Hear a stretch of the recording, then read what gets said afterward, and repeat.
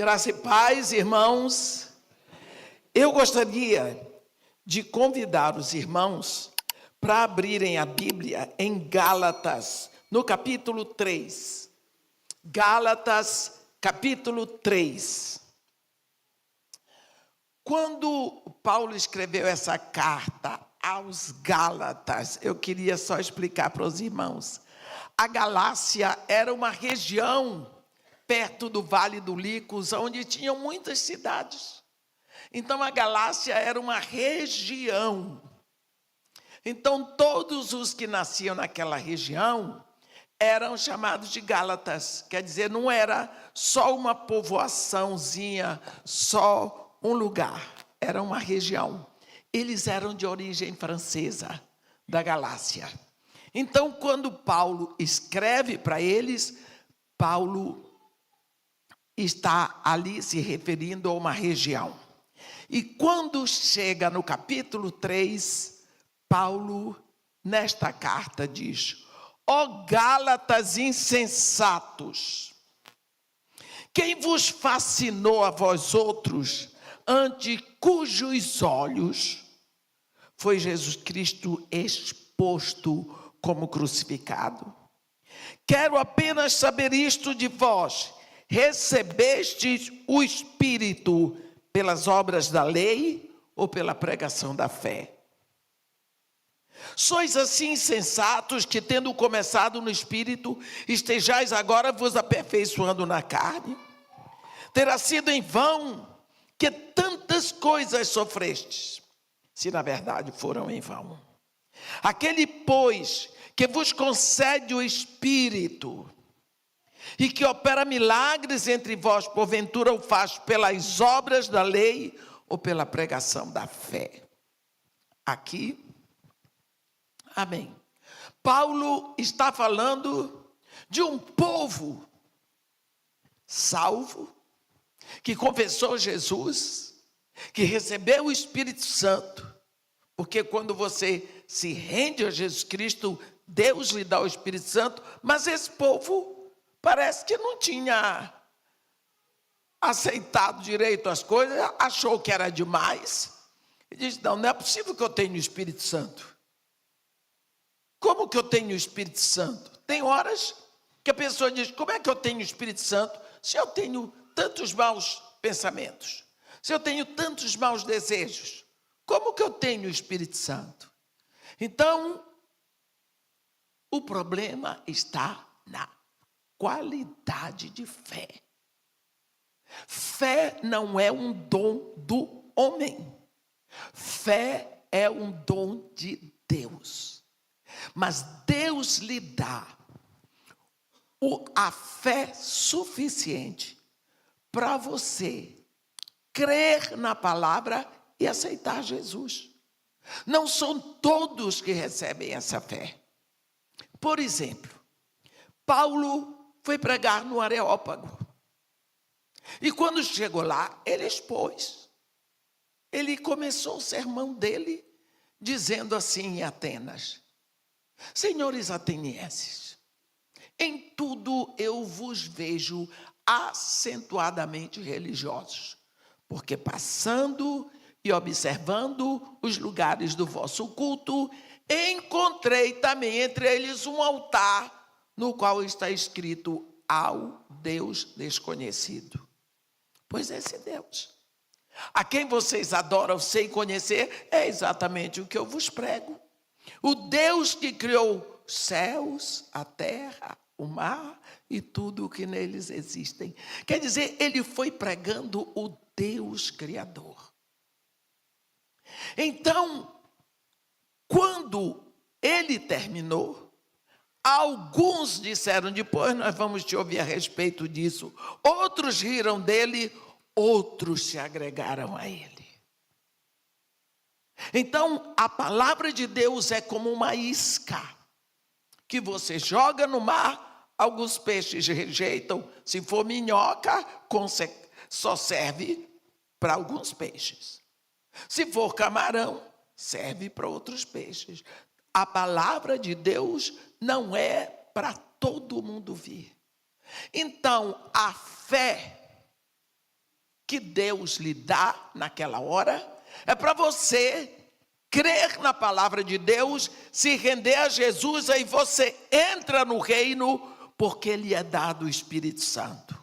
Uma vez que você entrou no reino, agora você vai caminhar. Não significa que as coisas vão ser fáceis, porque Deus não lhe chamou para ser feliz. Não tem um versículo que nos diga que Deus nos chamou para ser feliz. Então, o que estava acontecendo com os Gálatas é que eles não estavam entendendo bem isso. Nós recebemos o Espírito. O Espírito não é dado para quem pratica as obras da lei, mas para aqueles que recebem. E isso vem pela graça de Deus. Só que a palavra de Deus diz em João, logo no início, que a lei, João, capítulo 1, versículo 17. Olha o que a Bíblia diz. Porque a lei foi dada por intermédio de Moisés. A graça e a verdade vieram por meio de Jesus Cristo. Então, graça e verdade só através de Jesus, não através de Moisés, através da lei. Está vendo? Graça e verdade. Quando João começa o evangelho dele, ele diz: no princípio era o verbo, e o verbo estava em Deus, e o verbo estava com Deus, todas as coisas foram feitas por intermédio dele, sem ele nada se fez, porque a vida estava nele. E conclui dizendo: e o verbo de Deus se fez carne e habitou entre nós, cheio de graça e de verdade. Então, graça. A graça vem com Jesus Cristo. O Espírito Santo vem pela graça. Nós vamos ver que esse foi o grande problema da igreja no início. Os judeus não admitiam a graça. Não entenderam a graça. Foi o grande problema de Paulinho de Tarso. Não entendiam a graça. Resultado, quando você vê o primeiro choque, o Espírito Santo vem, capítulo 2, capítulo 3, havia um culto em Israel para os judeus. Todas 3 horas da tarde, hora nona. Esse culto era uma reunião de oração que eles tinham, e o objetivo daquela reunião era oração por pecados ocultos. A Bíblia diz, Atos 3, eu gosto de sobressair esta palavra. Era levado diariamente. Está aqui. Era levado um homem, a Bíblia diz, coxo de nascença, o qual punham diariamente na porta do templo, chamada Formosa. O templo tinha muitas portas. Na porta Formosa, era a porta onde o povo entrava para a oração da hora nona. A Bíblia diz que havia um coxo de nascença, que era levado diariamente. Este homem já estava nessa altura aqui, por volta de 40 anos, desde que ele era pequeno. Ele era levado e colocado ali para pedir esmola aos que entravam. Era isso. Todos os dias. Se você observar, este homem, sendo coxo de nascença, pela lei, ele era impedido de entrar no templo. Ele não podia entrar para a adoração. Por quê? Porque era coxo, pela lei. Eu vou mostrar para vocês, aqui em Levítico, no capítulo 21 de Levítico, no versículo 18, está escrito assim: pois nenhum homem em quem houver defeito se achegará. Nenhum. como homem cego ou coxo, ou de rosto mutilado ou desproporcionado. E aí vai dizendo, pela lei este homem era impedido. Está escrito em Levítico, além do mais os fariseus decidiram quem nasceu com defeito. Havia uma diferença, quem ficava defeituoso depois ou quem já nascia com defeito. Quem nascia com defeito significa que tinha pecado antes de nascer ou que os pais tinham pecado. Então, esse tal era maldito. Ele não podia casar, ele não podia entrar no templo, ele era impedido, era maldito para tudo. Olha, para tudo. Nós vemos Jesus lidar com isso antes de ir para a cruz, com aquele cego de nascença do capítulo 9 de João. Que o cego era cego de nascença e quando ele passava, os discípulos de Jesus, tão insensíveis, disseram para Jesus, Senhor, quem pecou este? Ou seus pais para que nascessem cegos? Mas aqueles discípulos não tinham sensibilidade. Tá na cara do rapaz. O rapaz sabia que era maldito. Porque ele era cego de nascença, ele não entrava no templo, ele não fazia nada. Ele cresceu ouvindo aquilo, ele já não era uma criança. Os próprios pais dizem, ele é adulto. E Jesus disse, nem ele, nem seus pais, mas é porque se manifeste nele a glória de Deus. Jesus pegou o rapaz, cuspiu no chão, passou aquela massa nos olhos dele e disse, vá se lavar no tanque de Siloé. O rapaz voltou perfeito. Vocês entenderam esse milagre? Vocês entenderam? O homem foi feito de barro. O homem foi feito do barro da terra. Jesus aqui está dizendo que teve defeito no barro, na formação. Passou o barro, completou o trabalho. O rapaz ficou curado. Cadê a maldição? Jesus lidou com isso, mostrando para os fariseus, não tinha nada a ver. Agora vai acontecer uma coisa. Capítulo 2, chegou o Espírito Santo. Agora Pedro e João, cheios do Espírito Santo, vão para a oração da hora nona. Quando chega lá na porta, dão de frente com o coxo. Quantas vezes eles viram aquele coxo? Quantas vezes? E aquele coxo os viu tantas vezes. Agora, eles param. E o coxo já nem olhava mais para ninguém, coitado. Era um gesto automático, pedir esmola. Eles disseram, olha para nós. Aquele homem, coitado, nem olhava para a cara das pessoas, para receber aquele olhar. Coitado, ele é um maldito. Ninguém gosta de receber esse olhar. Pedro disse, olha para nós. Ele olhou, baxixe, eu quero a esmola. Ele disse, ouro e prata nós não temos para te dar, mas o que eu tenho eu te dou. Em nome de Jesus Cristo, o Nazareno, anda! Pá! Botou ele em pé. O homem deu um salto para dentro do templo. Resolveu o problema dele.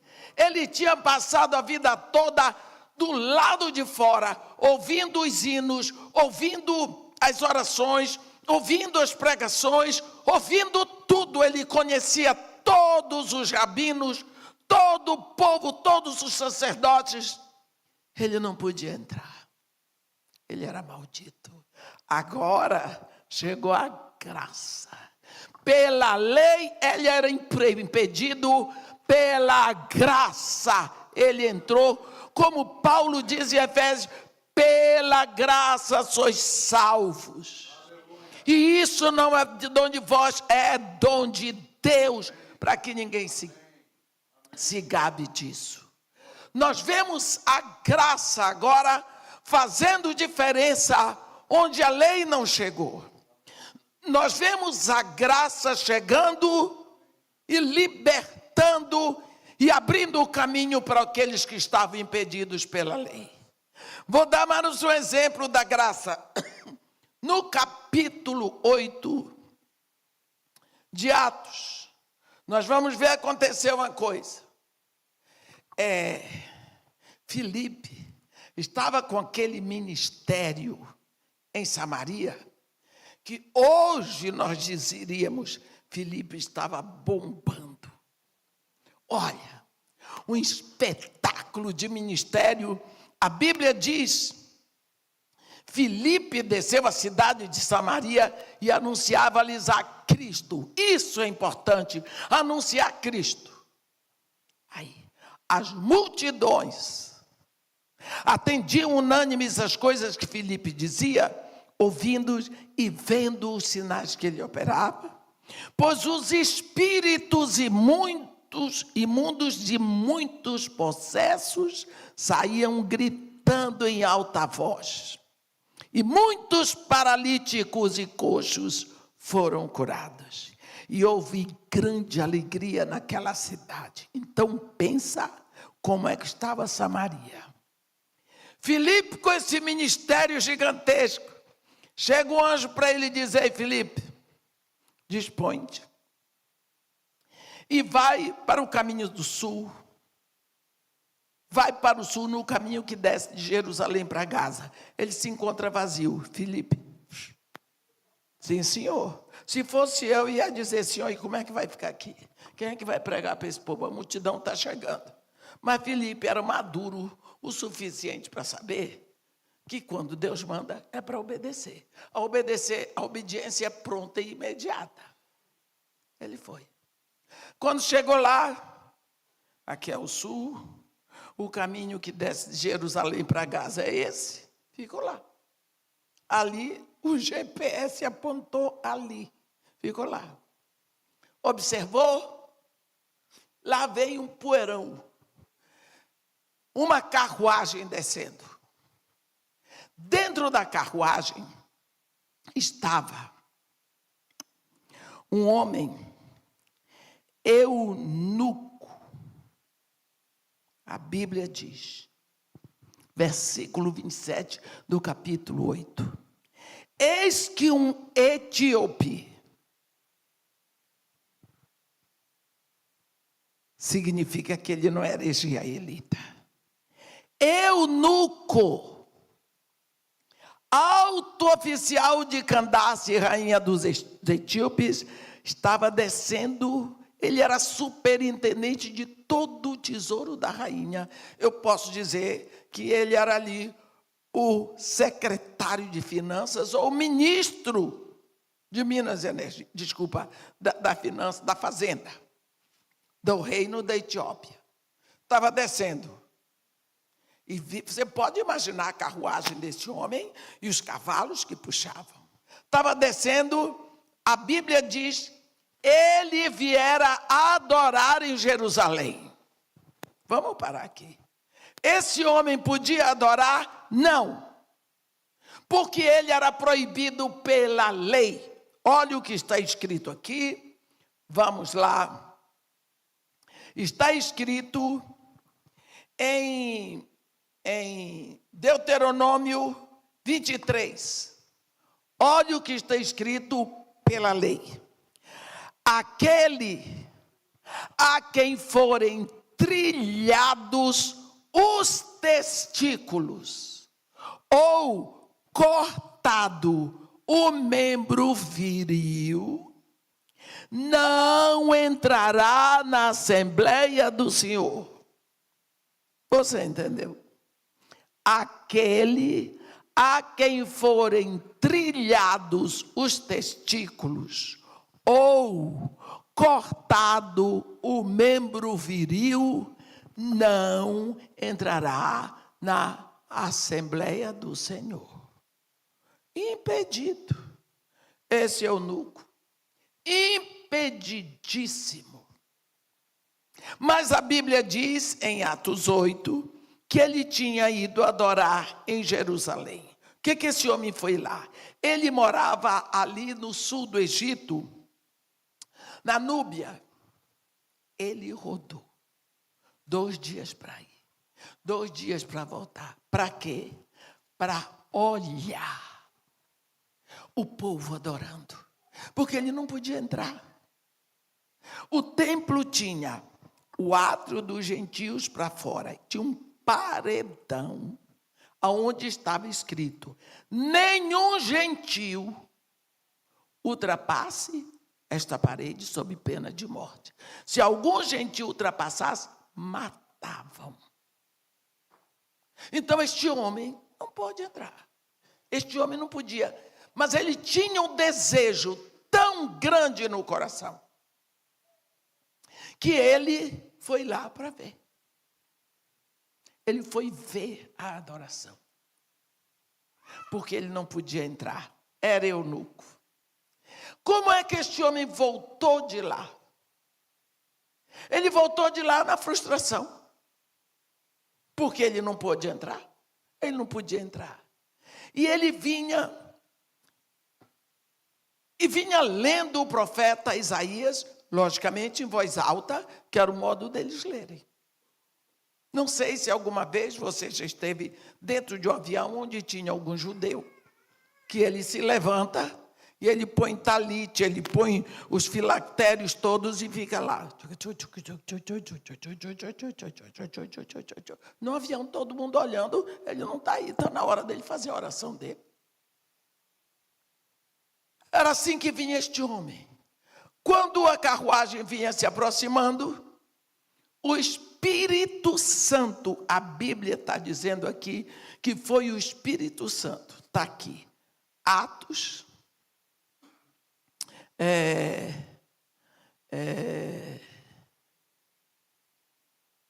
eis que em versículo 29, Atos 8, versículo 29, então disse o Espírito a Filipe: aproxima-te deste carro e acompanha-o. Quando Filipe mediu que o carro vinha chegando, ele se aproximou e, apostando corrida com o cavalo, mas o ouvido, aí é que está a atitude de uma pessoa amadurecida no Evangelho. Nós estamos sempre atentos, porque Deus está falando, Deus está dizendo. Ele prestou atenção e viu que o homem estava lendo o profeta Isaías, capítulo 53, ele conhecia a Bíblia. E ele viu dúvidas na voz do homem. E disse assim: compreendes o que vem lendo? E o eunuco disse: como poderei compreender se alguém não me explicar? Logicamente, Filipe disse: eu estou aqui. Parou a carruagem, convidou Filipe para entrar. Filipe entrou. A Bíblia diz, um dos versículos mais lindos de Atos, no versículo 35. Então Filipe, começando por esta passagem da Escritura, anunciou-lhe a Jesus. Eu gosto disso. Filipe era um evangelista. Se sou eu ia explicar. Filipe não, começou lá, Jesus nele, porque o cabra precisava de Jesus. Não era de muita explicação. Aí, Jesus, eles iam passando num lugar que tinha água. E o eunuco disse para ele: eis aqui tem água. Que impede que eu seja batizado? Está vendo? Ele conhecia o batismo da água, porque João Batista tinha vindo antes. Filipe disse: ei, agora é diferente, agora já não é mais comigo. Olhe isso. Agora é contigo. Tu já tomaste conhecimento quem é Jesus? Eu só posso te botar na água, é lícito, se tu crês de todo o teu coração. Se já aconteceu o milagre lá dentro, eu posso demonstrar fora.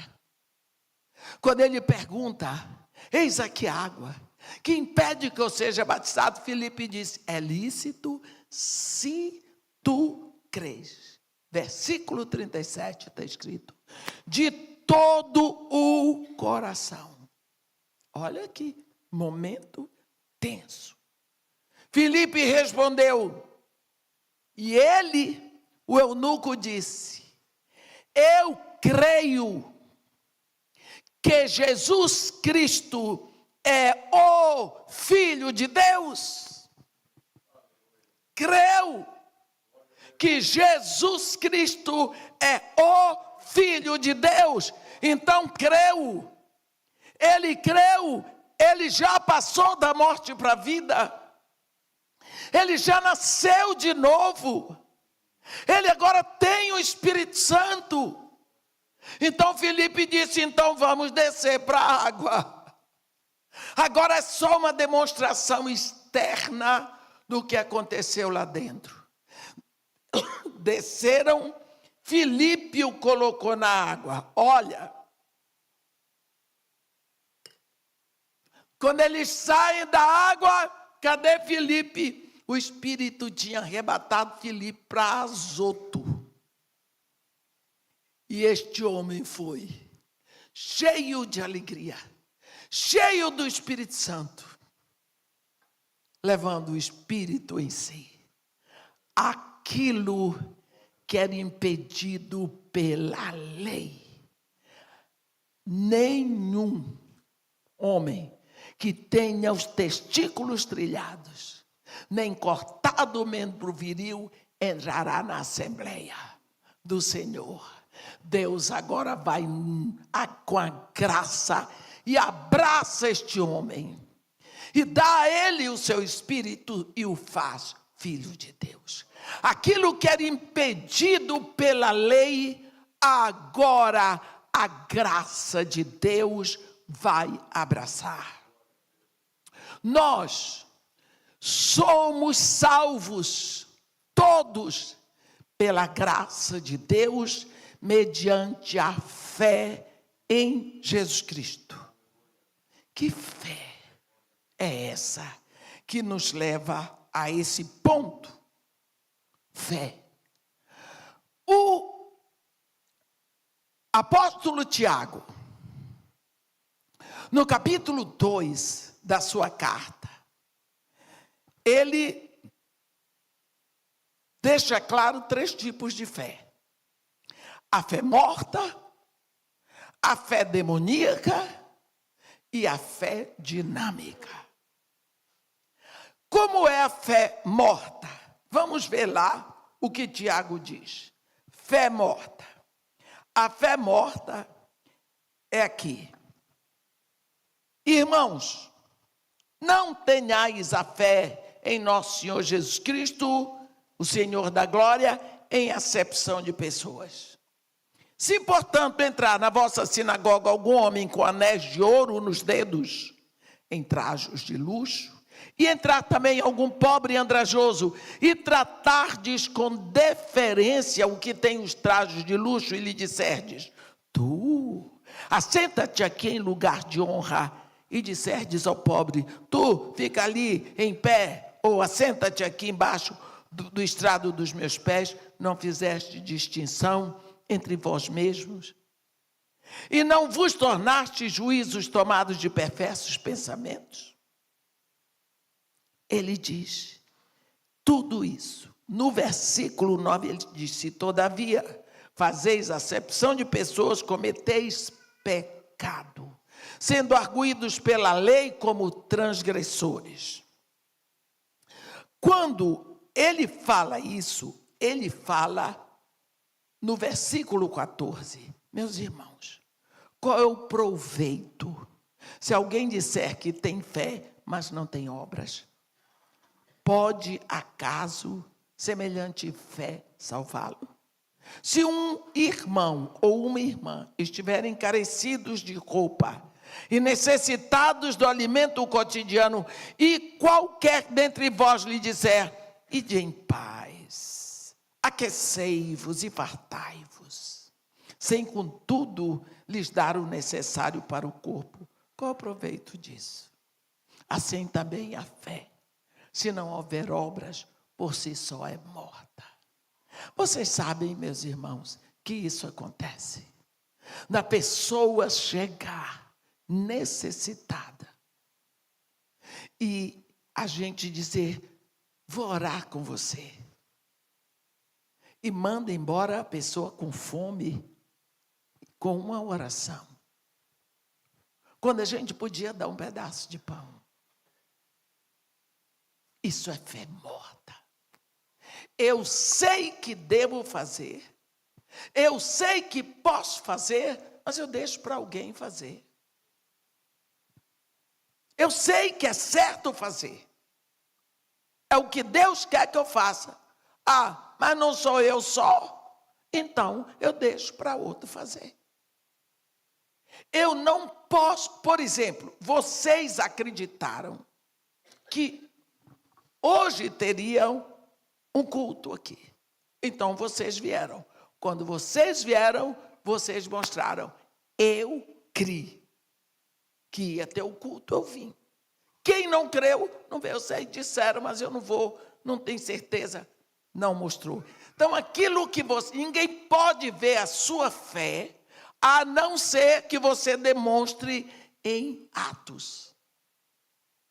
A não ser que você demonstre em atos. É pelos nossos atos que nós mostramos em quem nós cremos. Então, a fé morta é aquela que você não mostra. Ah, mas eu prefiro que os outros não saibam, porque a Bíblia diz: o que a mão direita faz, a esquerda. Isso aí é desculpa de gente que não quer fazer. Porque o próprio Jesus diz que brilhe a tua luz, e que todos os homens, vendo o teu testemunho, possam glorificar o Pai que está no céu. Pronto. Jesus Cristo disse: ninguém acende uma luz para escondê-la. Ninguém pode esconder uma cidade edificada sobre o monte. Então, se ninguém faz isso, por que eu vou fazer? Eu acendi uma luz em você, eu quero que brilhe. Pronto. Agora, essa é a fé morta. Ninguém vê, ninguém sabe, porque você diz que crê, mas não mostrou. Ele fala da fé demoníaca. Como é a fé demoníaca? Quando eu falo nisso, o povo diz assim: que horror, e demônio também crê? A Bíblia diz. Aqui, a Bíblia diz assim: crês tu que Deus é um só? Fazes bem. Até os demônios creem e se tremem. Capítulo 2, versículo 19 de Tiago. Tiago 2, versículo 19. Crês tu que Deus é um só? Os demônios também creem e tremem. Isso se chama a fé demoníaca. Todos os dias, quando um judeu levantava da cama, ele levantava a mão acima da cabeça. Deixa eu dizer, eles não têm o quipá? Aqui, o quipá é a medida do homem. Significa: eu sou eu, daqui até embaixo, de baixo até aqui. Daqui para cima é Deus, acima de mim. Então, quando os judeus vão orar, tem que levantar a mão acima da cabeça, porque ele está falando com Deus, que está acima dele. Então, de manhã, os judeus levantam a mão acima da cabeça e diz: o Senhor, Deus de Israel, é um só. Aqui, como o Tiago estava escrevendo uma carta para os judeus da dispersão, está lá no primeiro capítulo, estava escrevendo para os da dispersão, que eram os cristãos. Ele aqui está dizendo: crês tu que Deus é um só? Faze bem. Os demônios também creem. e se tremem. Quer dizer, qual a diferença da tua fé para a fé de um demônio? Vai dizer que essa fé edifica? Olha aqui, eu vou dar para vocês um exemplo.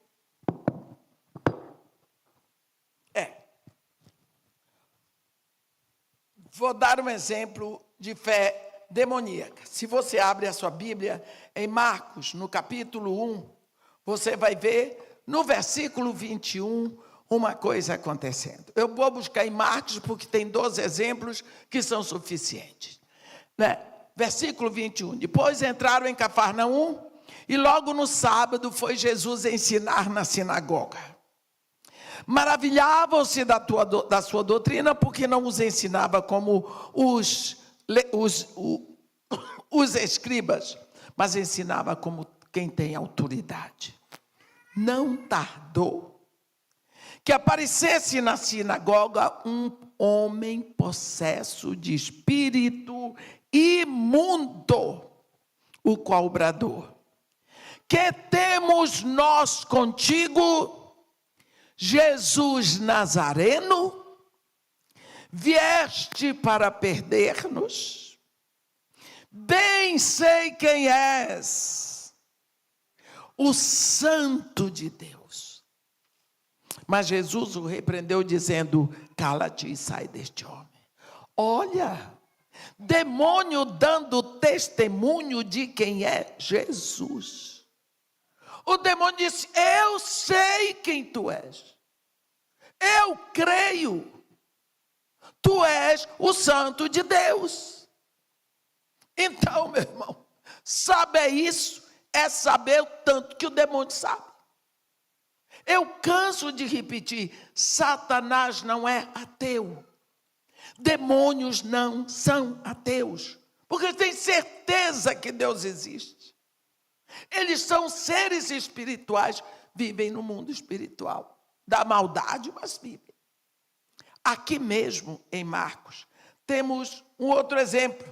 No capítulo 5, aquele gadareno que possuía uma legião de demônios.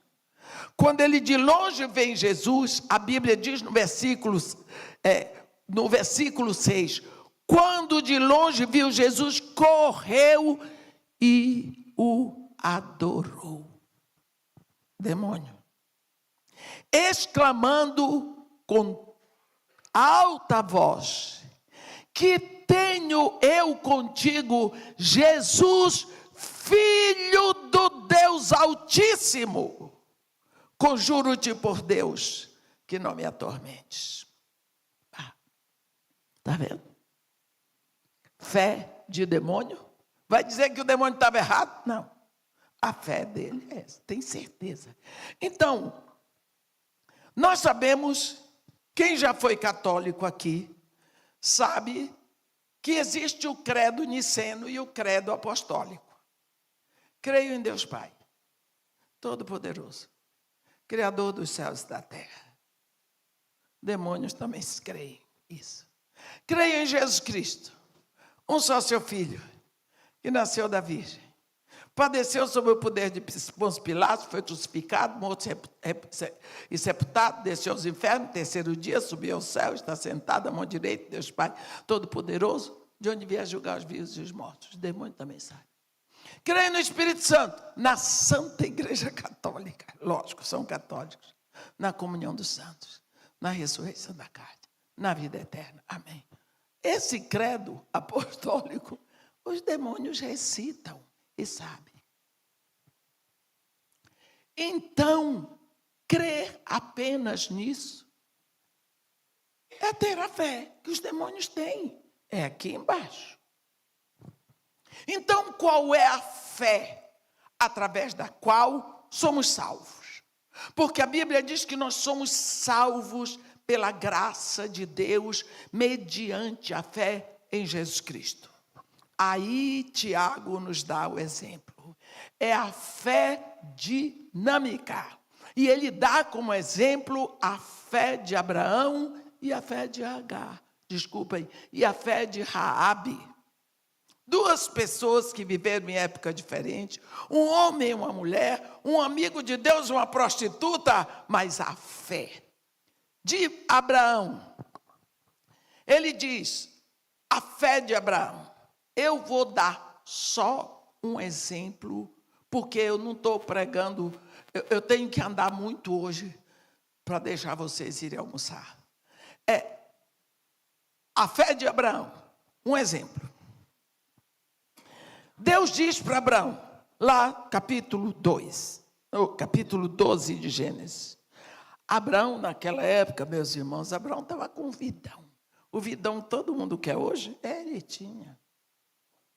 Ele era o príncipe semita, Terá, o pai dele já tinha morrido. O irmão Harã tinha morrido, deixou um filho, Ló, para ele cuidar. Tinha uma mulher bonita. Dono de todos os rebanhos. Até hoje está lá. Eu morei em Ur dos Caldeus. Está lá no Zigurá de Ur, a cítara de Abraão, que eles chamam Ebrahim. Ele era o senhor, o príncipe, cheio de tudo. Só tinha um problema, um sonho frustrado. Ele não tinha herdeiro. Aí Deus chega para ele, Abraão incircunciso, entendeu? Idólatra, a Bíblia diz que Abraão e o pai dele adoravam outros deuses, eles eram caldeus. E Deus diz para ele, Abraão, deixa a tua terra, a tua parentela, a casa do teu pai. Vai para uma terra que eu te mostrarei. E Deus vai fazendo promessa. E no final, Deus atiça Abraão. Que Deus diz assim para ele, em ti e na tua descendência, opa! Serão benditas todas as famílias da terra. Abraão, velho, cresceu o olho, então tem uma descendência, creu. Por quê? Porque Abraão tinha 75 anos. Sara tinha 66. Sara era decididamente estéril. E Abraão frustrado, porque naquela época não ter um filho era como passar pelo mundo como uma folha seca. Não deixou nem rastro. Quando Deus diz para ele, deixa a tua terra, tua parentela, a casa do teu pai. Vai para uma terra que eu te mostrarei. Farei de ti uma grande nação, abençoarei o teu nome. Abençoarei os que te abençoarem, amaldiçoarei os que te amaldiçoarem. Em ti e na tua descendência benditas serão todas as famílias da terra. O olho de Abraão cresceu. Eu vou, largou tudo. E foi. Quando ele chegou na terra que Deus mostrou, tinha fome, ele desceu para o Egito, voltou. Eu não vou falar, mas só vou dizer uma coisa. Deus tinha falado de descendência. Quando foi um dia, Abraão voltou do Egito, teve uma guerra. Ele venceu os reis inimigos, mas ele estava apreensivo, porque os reis podiam voltar agora, buscar reforço e voltar. Nisso aparece Deus para ele e diz, Abraão, aquele jeito de Deus falar, aquele jeito. Ô Abraão, eu sou o teu escudo, eu sou El Shaddai. Anda na minha presença e ser perfeito. O teu galardão será sobre modo grande, Abraão. O sonho de Abraão estava numa promessa, descendência. Ele tinha uma ideia fixa em descendência. E Deus estava dizendo, o teu galardão será sobre modo grande. Abraão estava dizendo assim, eu estou interessado em galardão, eu quero um filho. Daí Abraão disse para ele, que mais poderás me dar? Se um filho tu não me deste. E o herdeiro da minha casa é o Damasceno Eliezer, um escravo nascido na minha casa. Daí eu disse para ele, não, rapaz, não será esse o teu herdeiro. Será um filho nascido de ti. Abraão se assustou. Vem aqui. Abraão. Por isso que nós sabemos que esse diálogo foi à noite. Vem aqui. Olha para o céu, Abraão. Quantas estrelas. Se é que tu podes enumerá-la. Eu não sei se Abraão tentou contar estrela. O fato é que Deus disse a Abraão, assim vai ser a tua descendência. Se alguém conseguir contar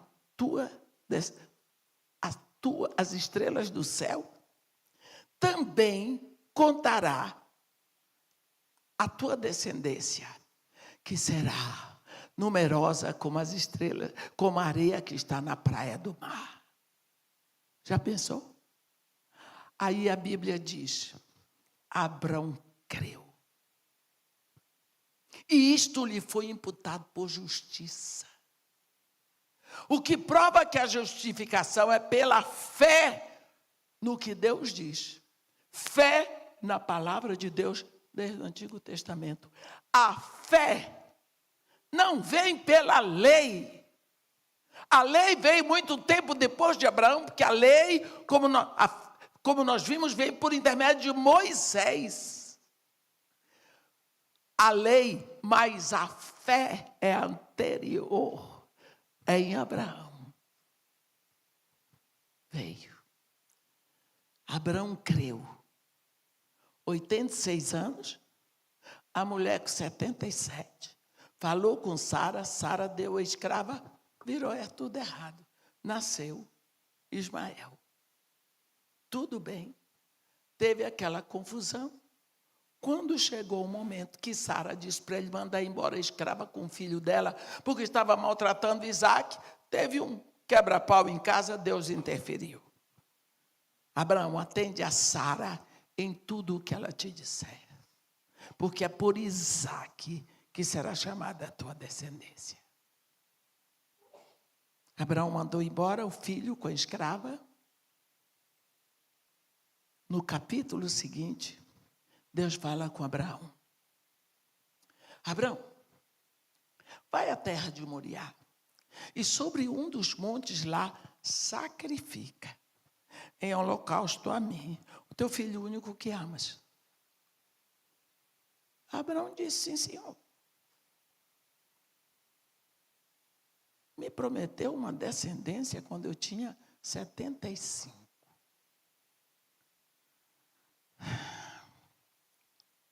Eu estou com 99. Eu tenho um único filho. Ele diz que a minha descendência será chamada através de Isaac. Ele falou. E agora me manda sacrificar. Uau, vamos lá. Ele foi. Uma vez eu estava ouvindo uma pregação sobre isso.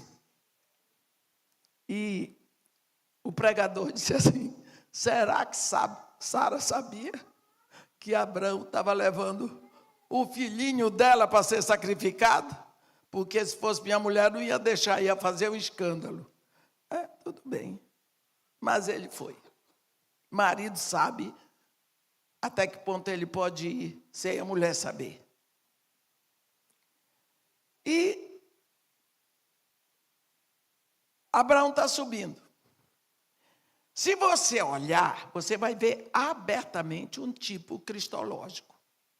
Isaac, 14 anos, levava a madeira para ser sacrificado nela, subindo o Monte Moriá. O pai levava o fogo e o cutelo. Quem foi que um dia subiu o monte carregando a madeira para ser crucificado? Jesus. Ele subia ali. De uma hora para outra, ele diz, pai,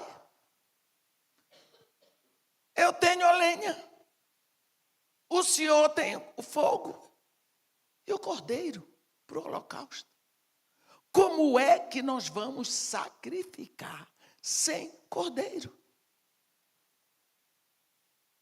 Sem cordeiro não há sacrifício. E Abraão, o que é que ele ia dizer para o filho? O cordeiro é você? O menino não tinha entendido nada até aquela hora. Então Abraão deu uma de crente. Deus sabe, Jeová Jiré. O Senhor proverá para si o cordeiro. Quando chegou lá, na hora de sacrificar o filho, botou o menino em cima, Deus disse: chega, Abraão, como tu não me negaste o teu único filho que amas, eu juro por mim mesmo que não negarei o meu único filho que amo em holocausto por ti e por toda a descendência. Quando Abraão olhou, tinha um cordeiro amarrado. Tirou Isaque, prendeu o cordeiro e sacrificou. Um cordeiro morreu em lugar de Isaque. O que é importante aí? Quando Abraão vai subindo com Isaque, ele tinha dito para os seus servos: ficai aqui com o jumento. Gênesis 22, versículo 5. Ele diz: ficai aqui com o jumento. Eu e o menino subiremos, e havendo adorado, voltaremos. Aí você está lá junto com ele, você diz: Abraão, você é doido? Por quê? Você vai sacrificar o seu filho lá em cima. Como você diz, voltaremos? Abraão diz: te contar um segredo. O Deus a quem eu sirvo só tem uma palavra. Ele não muda. Ele é fiel. E ele já me disse que é em Isaque que será chamada a minha descendência. Então, como Isaque ainda não tem nem filho, eu posso matar Isaque quantas vezes eu quiser. Porque Deus não vai deixar Isaque na morte. A minha descendência virá através dele. Então, a fé de Abraão foi em quem? Na personalidade, no caráter, na palavra daquele que prometeu. Esta é a fé dinâmica. Eu vou crer e fazer por causa do caráter daquele que falou. Então, quando Deus manda, eu faço. As consequências não são da minha conta. Deus mandou, eu vou fazer, e se não der certo, o problema é dele que mandou. Quando nós temos a fé é direta na palavra que saiu da boca de Deus. Por isso o diabo infiltra na igreja falsos profetas que dizem que Deus disse, quando Deus não disse. O que Deus disse está escrito na palavra. A fé é na palavra de Deus. Essa é a fé dinâmica. É a fé nos atributos de Deus. Isso é só um pouquinho da fé de Abraão. Ele dá, Tiago também dá, como exemplo de fé, a fé de Raabe. Quem era Raabe? Raabe era a prostituta de Jericó. Raabe não era apenas uma prostituta. Raabe era dona de um prostíbulo. A casa dela ficava em cima do muro de Jericó.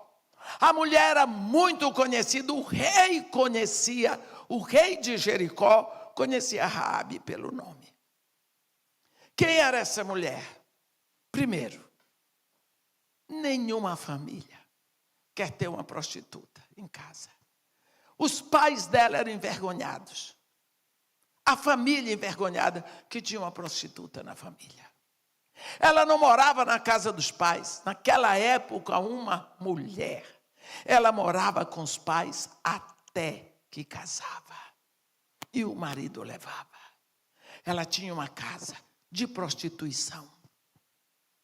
Naquela época, os homens faziam comércio, mas não tinha avião, não tinha trem, não tinha ônibus, não tinha carro.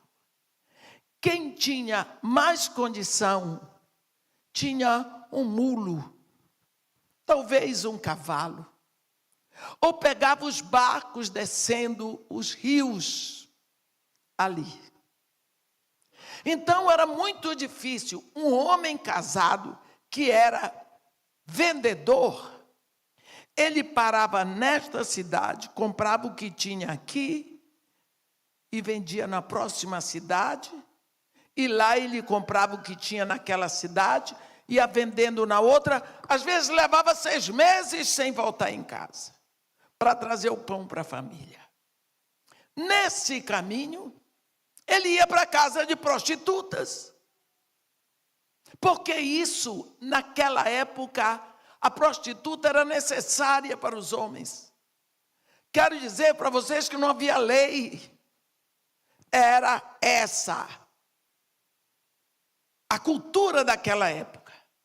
Então esses homens, quando chegavam ali em Jericó, eles iam para a casa de Raabe. Só que eles, quando vinham parando de cidade em cidade, comprando e vendendo, eles também ficavam sabendo das novidades. Então a casa de Raabe era o point, onde se sabiam as novidades. Raabe ouvia todas as conversas. Mulher sempre foi mulher. Ela estava por dentro de tudo, ela era mais bem informada do que o rei. Era. Então, ela sabia do que estava acontecendo. Um dia, chegou alguém lá e disse para os outros: vocês estão sabendo o que está acontecendo no Egito? Porque o Egito era os Estados Unidos daquela época. Era a nação mais charmosa. E por que os Estados Unidos é a nação mais charmosa da atualidade? É. O que é que eu vou fazer? Eu queria que fosse o Brasil, mas não é o Brasil. O Brasil é a mais querida para mim. Mas a nação mais charmosa é os Estados Unidos. Bem, vocês sabiam o que está acontecendo com o Egito? O quê? Sabe aquele povo que é dominado ali dentro, que é escravizado, os hebreus? Sim. Lembra que eles dizem que eles têm um Deus único, verdadeiro, que vai tirá-los de lá para dar essa terra aqui, Canaã, para eles? Todo mundo está no gargalhado. Pois é, está acontecendo um negócio. Dizem que Deus levantou um homem deles agora e que Deus vai tirá-los de lá. Um negócio, todo mundo riu. Calma, abre os olhos. Este homem foi a Faraó, um tal de Moisés, com o irmão dele, fizeram água do Nilo se transformar em sangue, morreu tudo quanto foi peixe.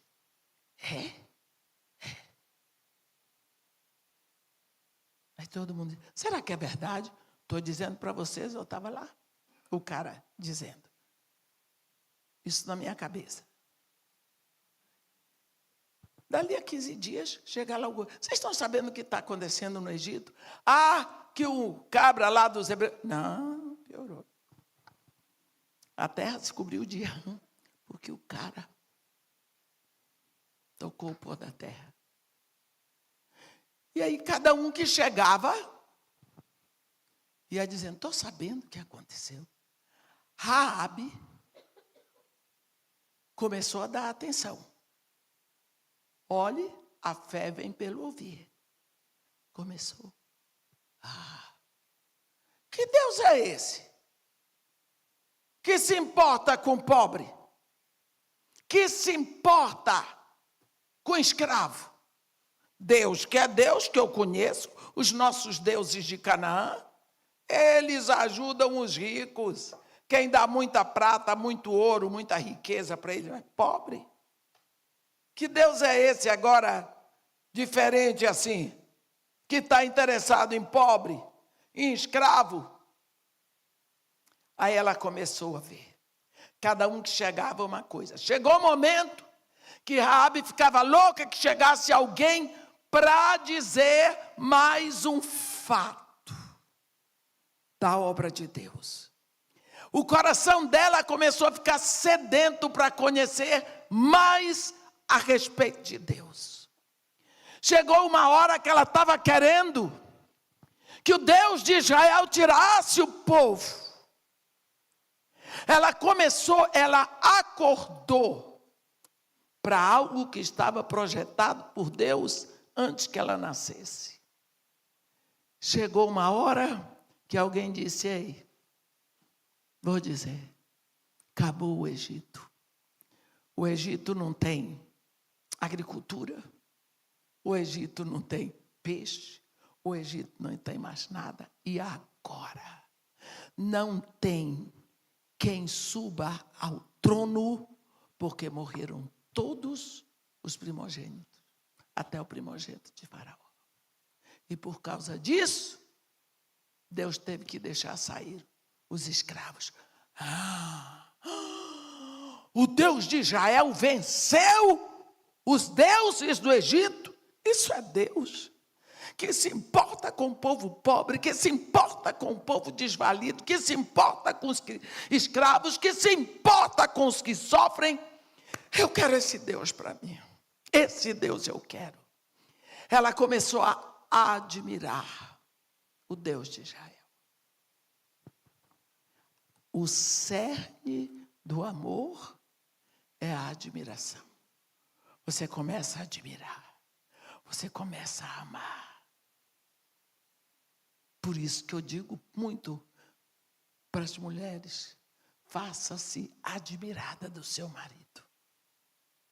Deixe ele lhe admirar, não só pela pintura do rosto, pela maquiagem, pelo cabelo, mas pela pessoa interior. Raabe começou a admirar, começou a amar, começou a querer para ela aquele Deus. Quando ela soube, presta atenção, que o povo saiu do Egito e que Deus abriu o mar vermelho, pronto. A mulher se entregou todinha, agora não tem jeito, eu quero. Ela nem pensou, eles vão tomar essa terra. Ela não pensou. Ela só queria aquele Deus. Ela creu porque ela ouviu. Quem levava a notícia eram cacheiros, viajantes, prostitutos. Levaram. Ela creu. Quando eles chegaram lá, ela ficou sabendo de tudo. Ela deu uma palavra. Israel, quando eles chegam em Israel, quando eles chegam, que eles saem, a Bíblia diz assim, em Josué 2, de Sitim, enviou Josué, filho de Nun, 2 espias, 2 homens, secretamente, como espias, dizendo: andai e observai a terra e Jericó. Olhem essa palavra. Foram, pois, e entraram na casa de uma mulher prostituta, cujo nome era Raabe, e pousaram ali. Você viu?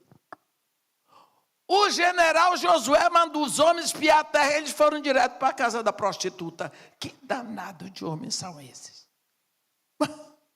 São homens. Mas eles entraram no lugar certo.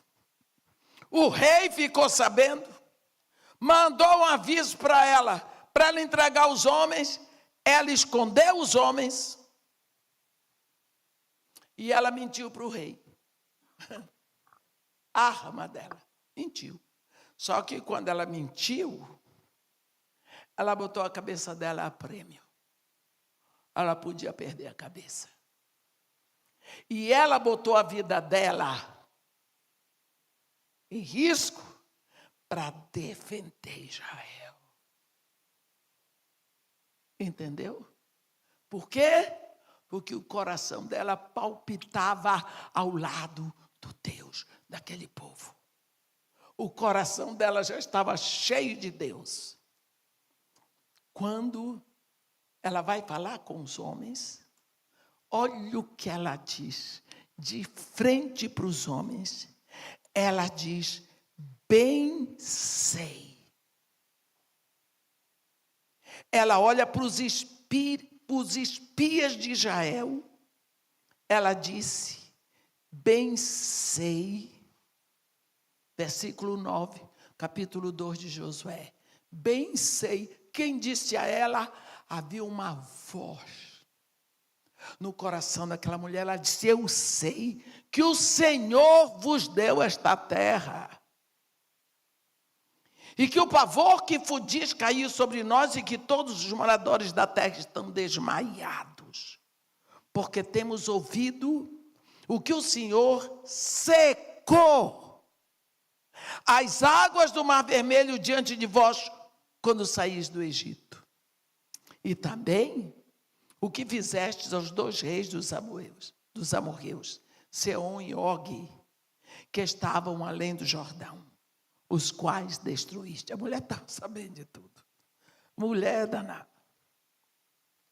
Ouvindo isto, desmaiou-nos o coração, e em ninguém há mais ânimo algum por causa da vossa presença. Olhando na cara dos espias, ela disse: porque o Senhor vosso Deus é Deus lá em cima nos céus e aqui embaixo na terra. Olha a fé desta mulher. Olha a fé desta mulher. O Senhor vosso Deus é Deus lá em cima nos céus e cá embaixo na terra.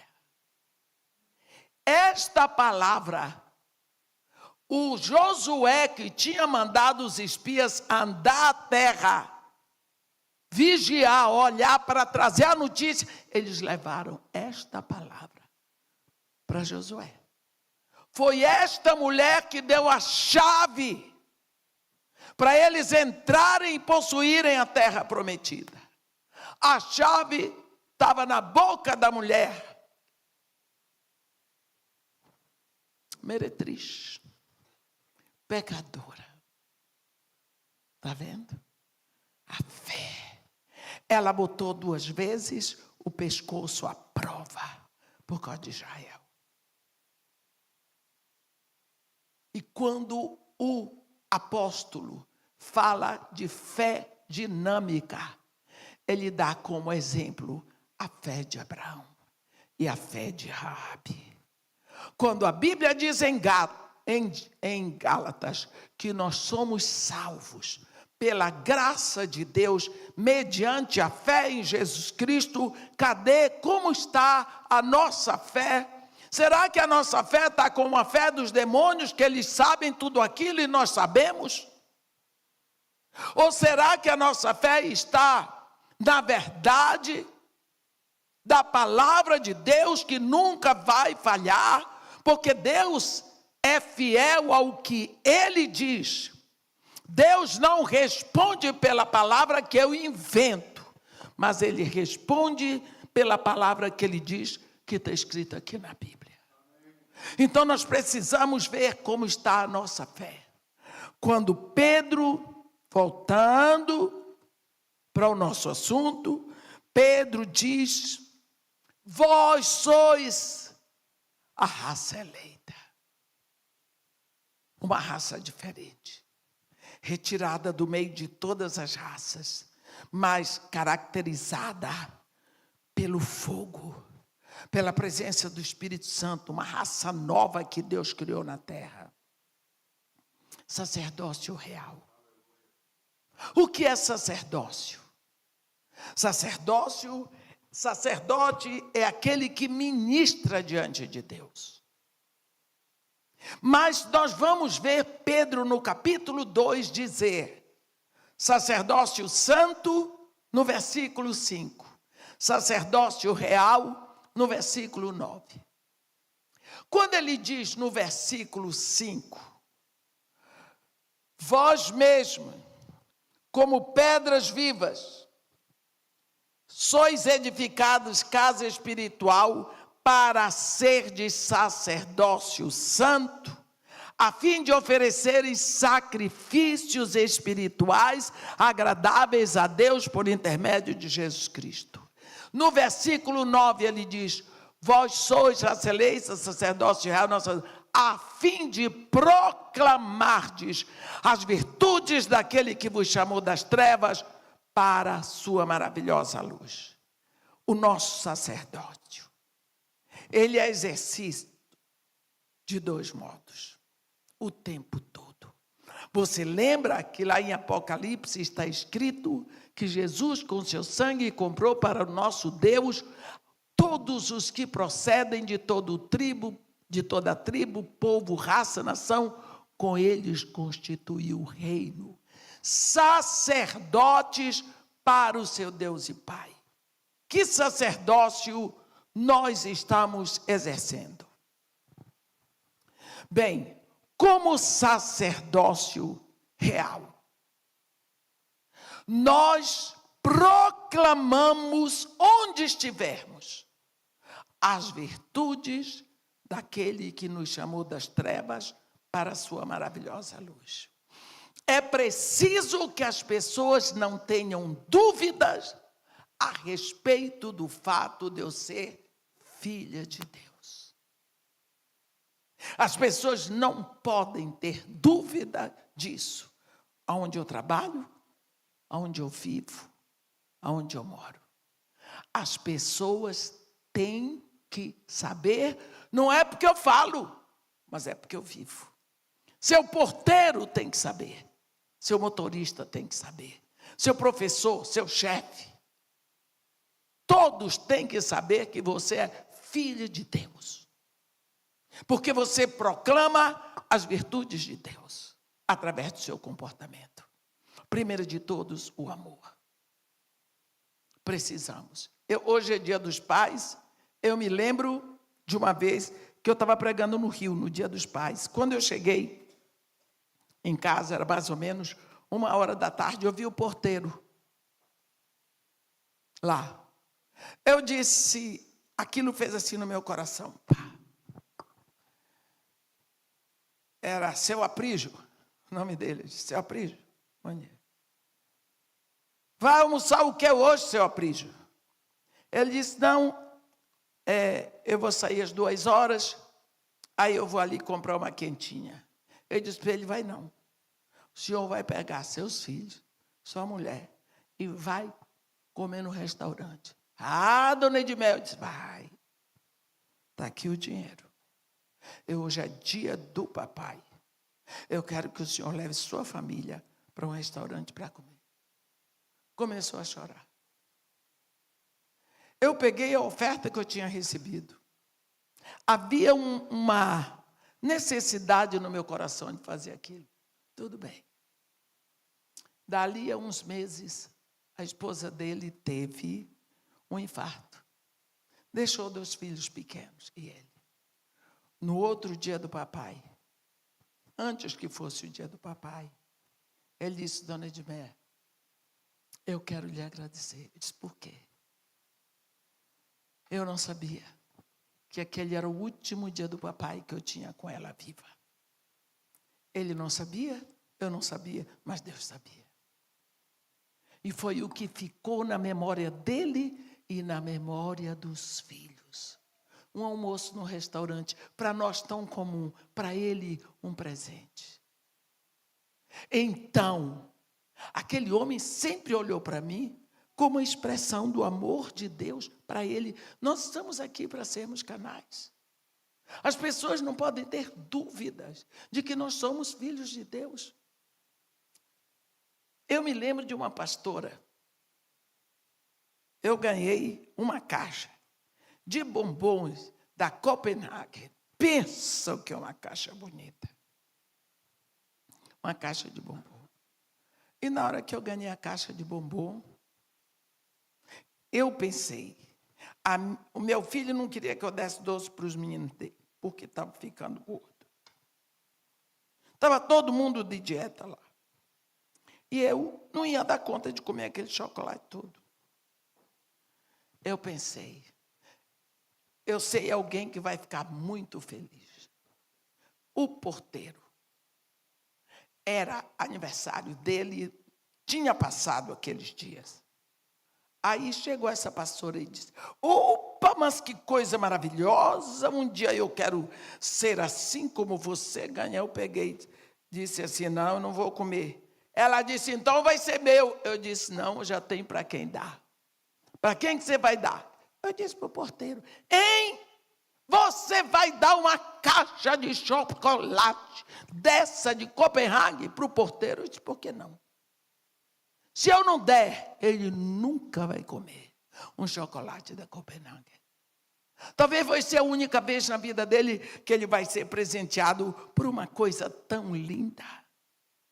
Ela olhou para mim, não acredito. Eu disse, sabe quem formou aquele homem no ventre da mãe dele? Foi o mesmo Deus que formou você e a mim também.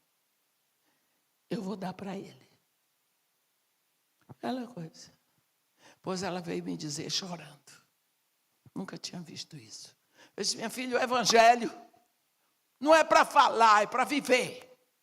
Nós temos que expressar para as pessoas como é o nosso Deus. Esse foi o grande problema com Israel, porque Israel foi levantado na terra para ser um showroom da misericórdia, da bondade e da graça de Deus. Hoje a igreja está aí para ser um showroom do amor de Deus, porque o amor de Deus no Antigo Testamento era mandamento, no Novo o amor é visto, nós vemos o cúmulo, o ponto alto, mais alto do amor na cruz. Então, é isso que nós temos que proclamar como filhos de Deus aqui. Este é o nosso momento de sacerdócio real, é proclamar, sem abrir a boca, quem é o nosso Deus. Mas há um momento em que nós exercemos o sacerdócio santo, em que nós chegamos na nossa casa, e nós entramos no nosso quarto, e lá no cantinho, sentado na cama, nós dizemos, Pai. É o momento em que nós vamos oferecer sacrifícios espirituais agradáveis a Deus, por intermédio de Jesus Cristo. E o que é que agrada a Deus é quando nós chegamos, derramando o nosso coração, abrindo o nosso coração, entregando a Ele aquilo que nós achamos que é segredo. Tem coisa melhor, meu irmão, do que seu filho chegar para você e dizer assim, pai, aconteceu isso ontem. Eu vi aquilo outro. Me afetou dessa maneira. O que o senhor acha disso? Diz, tem um momento mais especial da sua vida com seu filho do que no momento em que ele volta para você para buscar conselho seu, para dizer a você que o seu conselho é necessário para ele, que ele encontra em você uma pessoa onde ele pode abrir o coração, e que você é acima de todos os amigos dele, é acima de tudo o que é interessante para ele. Esse é o momento em que você é sacerdócio santo. Então Pedro diz, vós, porém, sois a raça eleita, a nação santa, o sacerdócio real, a fim o povo de propriedade exclusiva de Deus. Se nós somos propriedade exclusiva de Deus, nós não podemos nos deixar usar por a quem nós não pertencemos. Eu não posso ser escrava do pecado. Eu não posso agradar a dois senhores, porque eu sou exclusiva de Deus. Ele é meu dono total. E se Ele é meu dono total, é para me usar totalmente. Eu tenho dono. Eu tenho proprietário. Eu fui comprada. O meu preço está pago. Jesus não ficou devendo nada. Eu sou propriedade dele. E ele vem me buscar. Vem. Em João 14, ele diz para os seus discípulos: não se turbe o vosso coração. Credes em Deus, crede também em mim. Na casa de meu pai há muitas moradas. E se assim não fora, eu vou-lhe teria dito. Pois eu vou e vos prepararei lugar. E quando eu for e tiver preparado o lugar, voltarei e vos receberei para mim mesmo, para que onde eu estou, estejais vós também. Vós sabeis o caminho para onde eu vou. Eu sou o caminho. Então, quando ele diz isso, aqueles discípulos todos entenderam que ele estava falando de casamento, porque era assim o casamento em Israel. O noivo comprava a noiva, pagava todo o dote, mas não levava. Ele ia para a casa do pai, receber a terra e construir o rupá. Quando estava pronto, ele vinha buscar a noiva, mas não entrava na casa dela. E Paulo diz que quando Jesus vem nos buscar, ele nos chama dos ares. O nosso encontro com ele vai ser nos ares. Nós não podemos confundir arrebatamento com segunda vinda de Cristo.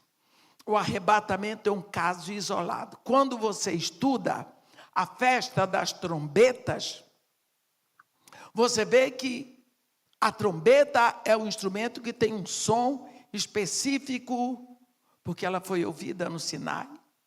Ela era tocada para assentamento de reis. Em Joel, no capítulo 2, a Bíblia diz: tocai as trombetas em Sião, dai voz de rebate no seu santo monte. Perturbem-se todos os moradores da terra. Hein? Que trombeta é essa que toca em Sião, em Jerusalém? E todos os moradores da terra ficam perturbados. É uma voz. A trombeta era ouvida para assentamento de reis, para ajuntamento do povo de Deus. Então, quando a trombeta era tocada, era algo especial. Os sons, as chamadas de trombeta, você vê em Apocalipse 1, João diz: ouvi por detrás de mim voz como de trombeta. Quer dizer, uma voz celestial. A trombeta tem 7 toques. São linguagens. Mas tem um toque de trombeta, chamado Tishrei, que nunca foi tocado antes, que só será tocado uma vez em toda a eternidade. É o toque que o arcanjo vai dar para o arrebatamento da igreja. O arrebatamento será só para aqueles que estão em Cristo, aqueles que morreram em Cristo e aqueles que na terra estão em Cristo. Os que morreram em Cristo recebem o corpo glorificado e levantam. Os que estão na terra têm o corpo transformado e são levados, se encontram nos ares com Jesus e vão direto para o trono de Deus. A Bíblia diz que esse povo é a igreja. A igreja que será arrebatada. Lembra que a ordem que Jesus deu é: ide, fazei discípulos de todas as nações? Pois é. Quando chegar nessa hora, os discípulos de todas as nações estão sendo arrebatados. Agora, se eles estão sendo arrebatados, eles vão glorificando a Deus naquela hora. Os alemães em alemão, os japoneses em japonês, os chineses em chinês, os brasileiros em português. Até argentino vai ter lá, em espanhol. Em espanhol. Você já pensou essa multidão, cada um glorificando a Deus na sua própria língua? Você já pensou o barulho? Aí João diz que era voz como voz de muitas águas. Águas são nações, areia são povos.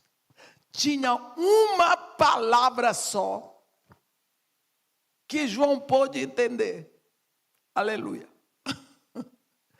Esse capítulo do arrebatamento, que é o capítulo 19 de Apocalipse, que o capítulo 12 é uma indicação de arrebatamento, mas capítulo 19 é a chegada.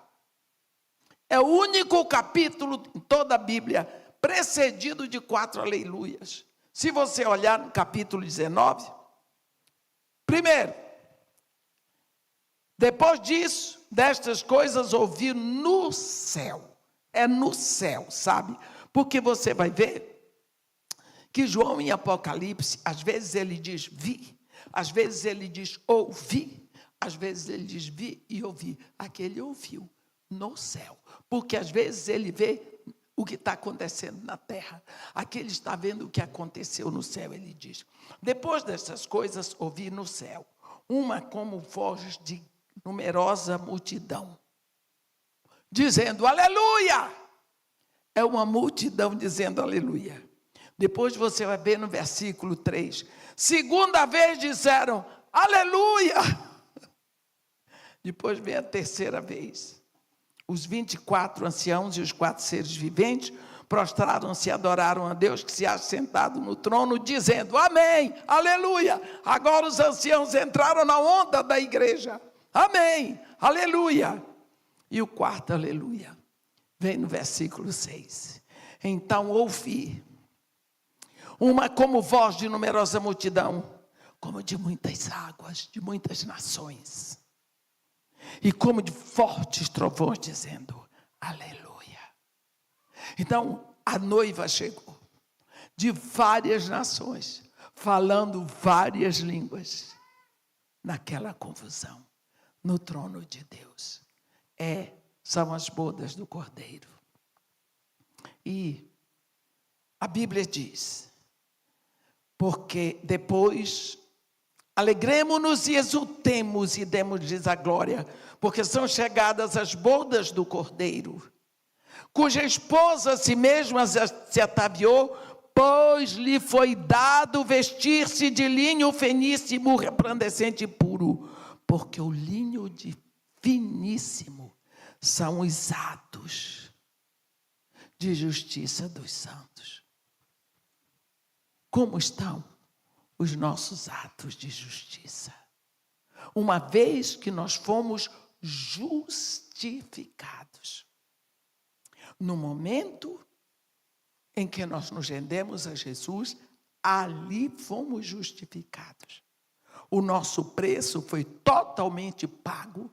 Nós tomamos conhecimento, recebemos o Espírito Santo, agora vamos andar em novidade de vida. Daqui para frente, os nossos atos têm que ser atos de justiça, porque antes os nossos atos eram de injustiça. Antes nós éramos identificados com Adão no pecado.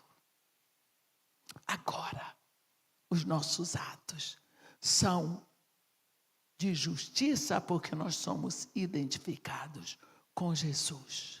Nós morremos para a nossa identificação com Adão e nascemos para a nossa identificação com o Cordeiro, filhos de Deus. Recebemos o Espírito que vai nos fazendo filhos de Deus cada vez mais parecidos com Jesus, como está escrito em Romanos 8, 29. Aquele que vos chamou, ele vos santificou. Nós precisamos agora produzir atos de justiça. Nós vamos nos vestindo. Atos de justiça são atos de santificação. Então, nós precisamos estar com os nossos olhos abertos enquanto nós estamos aqui. Nós temos tempo de ir preparando a nossa roupa. A Bíblia nos diz perfeitamente. O anjo que estava mostrando tudo para João, ele diz: escreve, bem-aventurados aqueles que são convidados para a ceia das bodas do Cordeiro, e acrescentou: são estas as verdadeiras palavras de Deus. Nós vamos ver que se os atos de justiça são a vestimenta da noiva, como será que a noiva está vestida? Nós sabemos que Jesus Cristo disse: eu edificarei a minha igreja.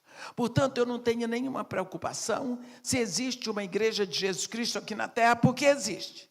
Porque ele diz: eu edificarei a minha igreja. Mas quando ele diz a minha igreja, significa que tem outras que não são deles. As aparências.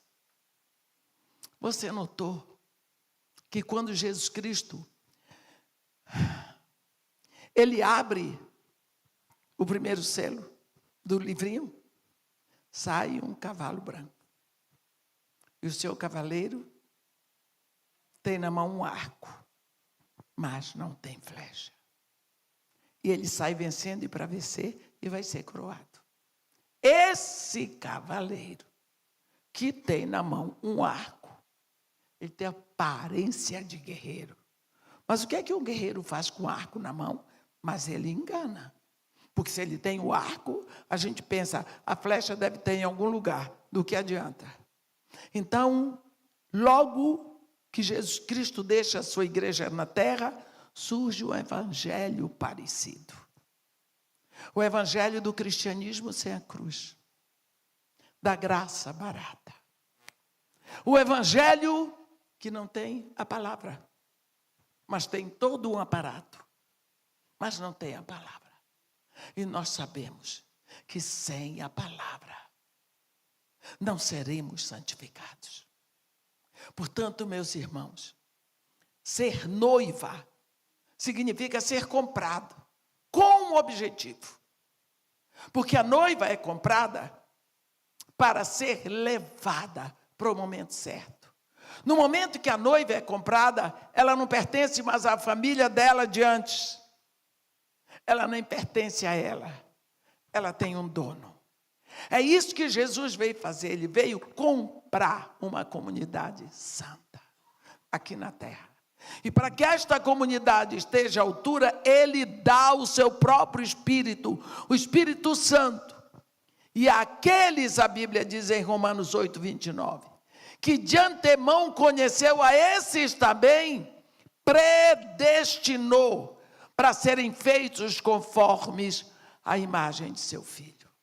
Está vendo? O Espírito Santo está transfigurando a vocês e a mim todos os dias, para que nós sejamos cada vez mais parecidos com Jesus. Porque a noiva de Jesus tem que parecer com ele. Você se lembra em Atos 11, que os discípulos em Antioquia da Síria começaram a parecer com Cristo, deram eles o apelido de cristão, cara de Cristo. Aquela moça de Cantares, chegou a hora que ela começou a parecer com o rei, recebeu o nome de Sulamita, que é o feminino de Salomão. Assim, nós precisamos, como noiva, ir ficando cada vez mais parecidas com o noivo. E esse é um trabalho que só o Espírito Santo pode fazer, mas a nossa cooperação está em trazer a palavra. Trazer a palavra. Amém. Que Deus nos abençoe e nos guarde. Que faça resplandecer seu rosto sobre nós. E tenha misericórdia de todos nós.